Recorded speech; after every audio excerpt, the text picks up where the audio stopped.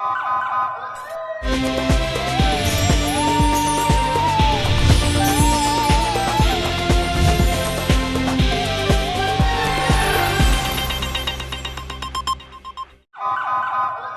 पहले नजर डालते हैं अब तक की बुलेटिन की। जी बिल्कुल, गुजरांवाला से खबर शामिल करते चलें। थाना धुले SHO शहजाद सवैया की शानदार कारकर्दगी। अफसरान बाला के हुक्म पर DSP model town Ramzan combo की हिदायत पर की बहाने पर छापा।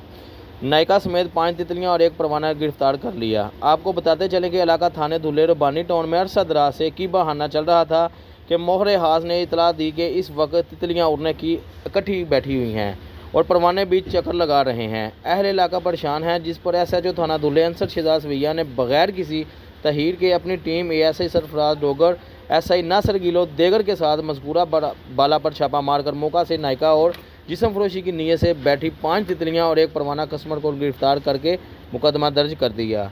SHO थाना धुले अंसर शहजाद सवैया की इस शानदार कारकर्दगी पर अहले इलाका ने SHO और इनकी टीम पर मुकम्मल इत्मीनान का इजहार करते हुए खराज तहसीन पेश की। जी बिल्कुल, कैमरामैन टीम के साथ city bureau chief Mohammad Tayyab Mair, QBN news Gujranwala.